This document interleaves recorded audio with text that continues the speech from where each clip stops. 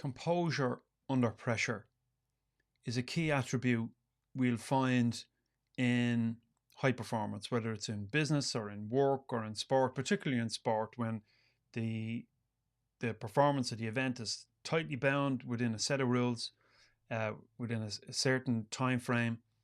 The ability to tune in and execute the skills that we've developed is vital.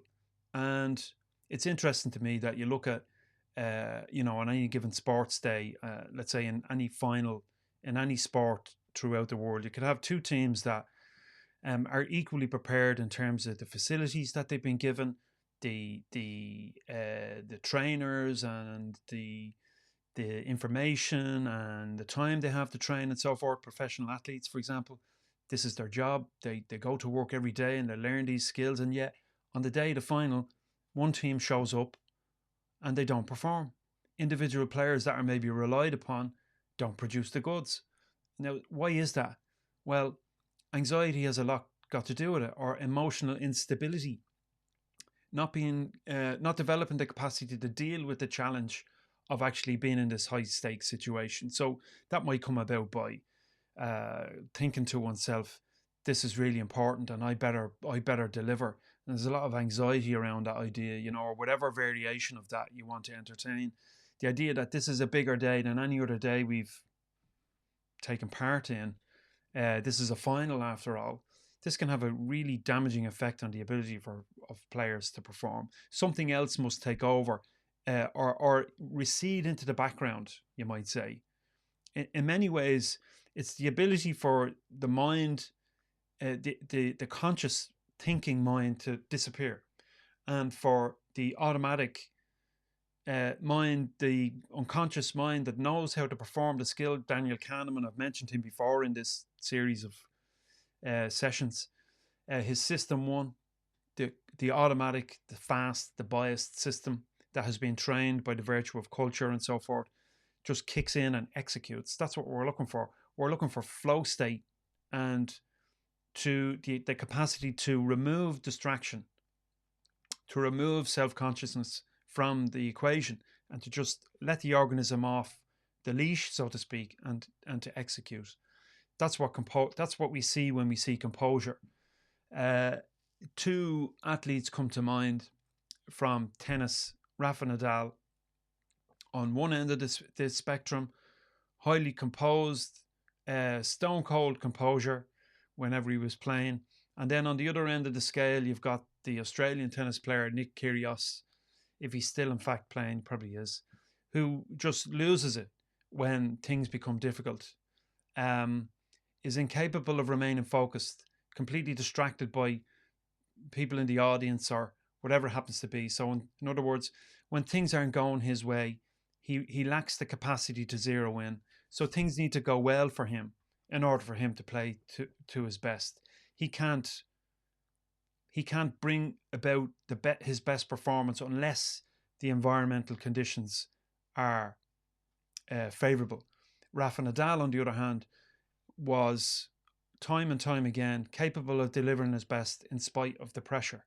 And that's what we're looking for in our work, whether we're running businesses, in leadership and management, in sport, as a player and a manager, as a coach, is to remain composed under pressure. And it takes practice, just like the physiological skills of the game, whatever that happens to be. If you're at the top of a room delivering a presentation, to be able to deliver that presentation and deliver your best despite the pressure. So let's say you're defending a PhD, for example. The ability to remain composed and remember all the stuff, to recall all the stuff that you need, that you know, that you've learned and so forth, are a function of a composed organism. And we spoke about stress, the stress response in the previous session. We spoke about the autonomic nervous system and how that works. We talked about what happens to our brains and our bodies when we're under stress. And there are things we can do to counter those stressful situations rather than let our automatic negative thinking take over and to spiral down into chaos and poor performance.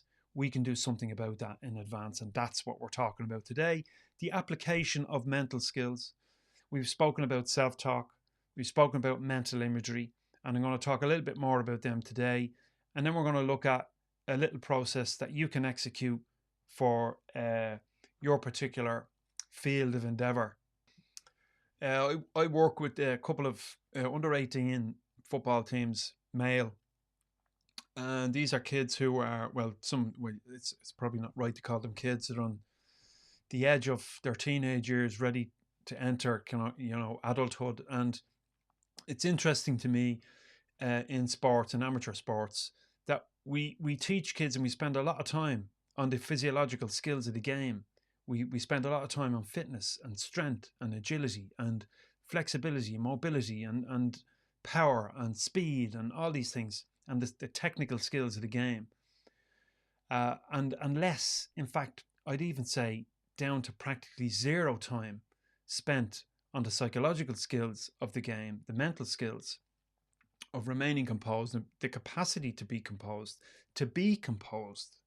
rather than it being a choice. It's something that occurs as a natural consequence of being in a stressful situation, a potentially stressful situation, that we've trained ourselves, and we train kids to respond in a helpful way, in a positive way for them to get the best from themselves, rather than let the high stakes situation destroy them.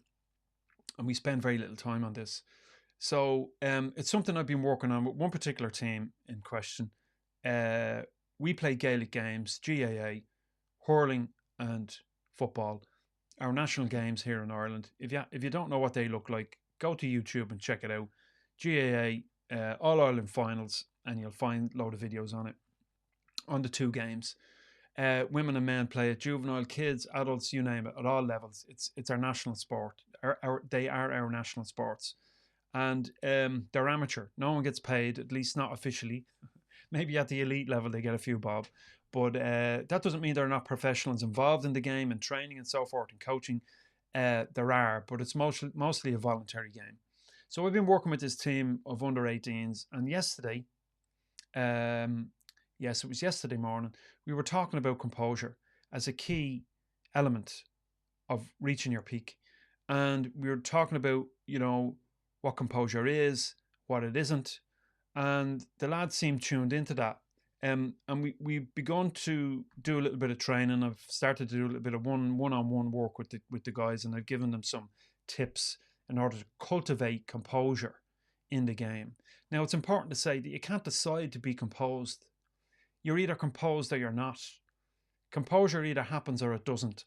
And when you're in what Csikszentmihalyi referred to as flow or flow state, well, then composure can be seen. But like composure, flow is not something you can decide to switch on or switch off. Your organism does that unbeknownst to you. But there are things you can do in the run-up to important events, whether you're making a presentation to shareholders, or whether you're being interviewed for a job, or whether you're performing surgery, or whether you're playing sport on the field. There are things you can do in advance, and that's what I wanted to talk to you about today. In particular, I want to talk to you about the mental skill of self-talk. So this is the conversation that you have with yourself. If you missed the couple of sessions I've delivered on self-talk, go back through the series. They're near the start, where I get into that a little bit more. But self-talk essentially is the purposeful engagement in mental conversation. So rather than, like most people do, allow their mind to run rampant and them to be merely aware of the thoughts that occur to them, in the purposeful application of self-talk, I'm asking you to deliberately go about having a conversation with yourself. When I was a kid, you were told if you were talking to yourself, it was a sign of madness. I'm not sure that still exists, but maybe that bias still lives there somewhere. But it's not true, of course. To talk to yourself in a helpful way helps manage your emotional state, particularly when the stakes are high. So do it in advance. When you go training, for example, or when you practice whatever it is you're practicing, engage in self-talk, such as, I'm familiar with this territory. I practice these skills and I know them well. There's room for improvement, but I've done my best. And I am where I am and my intention is to execute to the best of my ability. I have this down. I know I'm supported. I know I'm with friends. I know this stuff inside out. I'm confident. I can deliver this material, or I can execute this skill, whatever it happens to be. So I'd ask you to treat yourself or talk to yourself like you would a best friend. So imagine a friend who's in the same situation as you. How would you talk to them? Of course, you'd put your arm around their shoulder and you'd provide them with supporting language. You would engage with them in a supportive way. So I want you to do the same with yourself. Pick a sequence of words, one or two sentences that remind yourself of the work that you've done. Accept that there might be room for improvement, but that you are here to do your best. So as you engage in your training, or as you walk about your day in between training sessions or in and out of work, rather than letting your mind run rampant and take off by itself, purposely engage in self-talk and speak to yourself in a helpful and supportive way, and remind yourself of the work that you've done. Remind yourself of the skills that you've developed. Remind yourself of the supports that are all around you. Remind yourself that you're with friends. Reminding yourself of all these things helps prepare your organism, your mind and your body for the event. And to take that a step further, moving on to mental imagery. Coupled with mental imagery, you're imagining yourself in the scenario and you're picturing yourself execute those skills of the game or of whatever it happens to be for you to a high degree. So here's how you do it. You go into your room, a place where you won't be disturbed, where a place that's quiet, where no one's going to interrupt you. And you're going to sit in a chair, or maybe you're going to lie in your bed, and you're going to close your eyes and engage in conscious breathing. So you will simply notice as a starting point, your breath as it comes in and goes out of your body. Notice as it comes in and as it goes out, as it comes in and as it goes out. And this has the benefit of relaxing your organism, calming down your nervous system if you're not already in a calm state. And then you'll begin to picture your performance routine. Maybe you'll start from the time you're getting your stuff ready, getting your gear ready, and you'll see yourself filling your bottle and preparing your drinks and maybe your snack for after the event, preparing your boots and your gear and getting it all ready into your bag. And you'll see all that step by step. And you'll imagine yourself talking to yourself as you go through that process. Or maybe you'll even whisper to yourself as you imagine it with your eyes closed. And you remind yourself that you've prepared well for this event and that you know your skills and you know your craft and so forth. And then you'll imagine yourself leaving your house. And then you'll imagine yourself getting on the bus and being with your colleagues or your teammates. And you'll see yourself arrive at the venue. And you'll see yourself warming up and going through your warm-up routine. And all the while you'll be talking to yourself in a helpful way and reminding yourself, using those key phrases and those key words. I'm prepared. I'm ready. I'm tuned in. I'm focused. I'm ready to go. I'm supported. I'm skilled. I'm capable. I'm trusted. I trust everyone else. I trust my teammates. Let's go. Okay? So you'd use this scenario. And then you would go through the game. You would pick scenarios in the game if we're talking about sport. And you'd imagine yourself performing those skills to a high level, whether it's winning a ball or whether it's fielding a ball or whether it's making a block or making a pass or taking a score, whatever it happens to be. Maybe you're delivering a presentation. Maybe that's what it is for you. And you'll imagine yourself going through your presentation step by step. And you'll see yourself delivering that presentation fluently and efficiently. And maybe you'll imagine a question coming from the room and you dealing with that question. And likewise in a game, maybe you'll imagine a difficult situation and you're dealing with it or finding the right response. Do you see what I mean? So you'll do this on a regular basis. You're not just doing it once or twice. You're doing it daily in the run-up, especially if you're involved in a high stakes competition. So every night before you go to bed, you'll engage in this practice. And every day as you go about your business, you'll engage in self-talk, talking to yourself in a way that you want to hear, that's helpful towards you, that reminds you of what you're good at.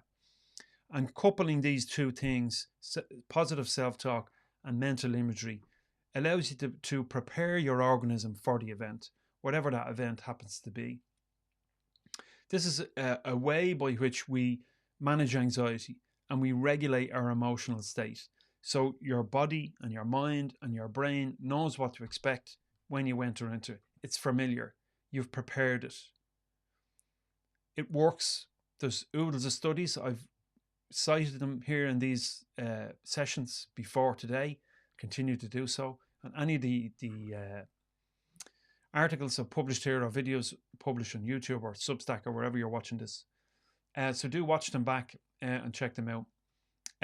There is a process that I've included down below. I've essentially mentioned what that is now. But one more thing to add.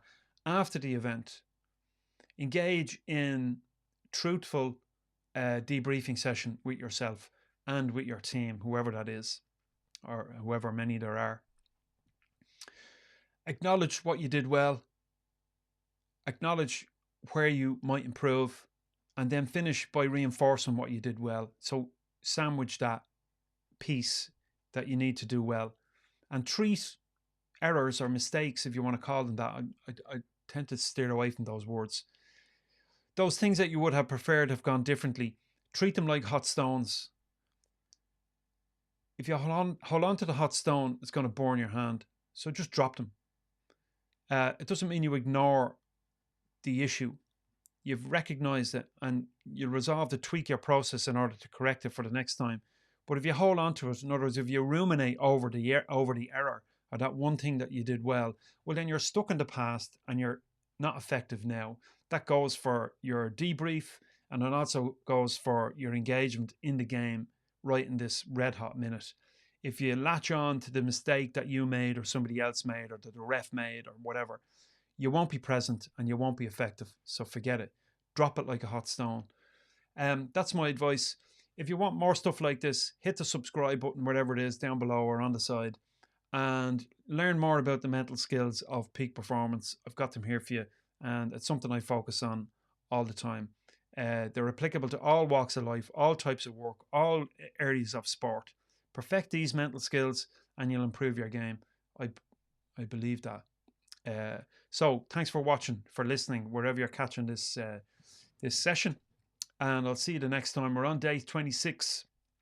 A few days left, and then we'll summarize with a daily practice that you can use in your work or in your sport. All right. Thanks for listening and watching. See you next time.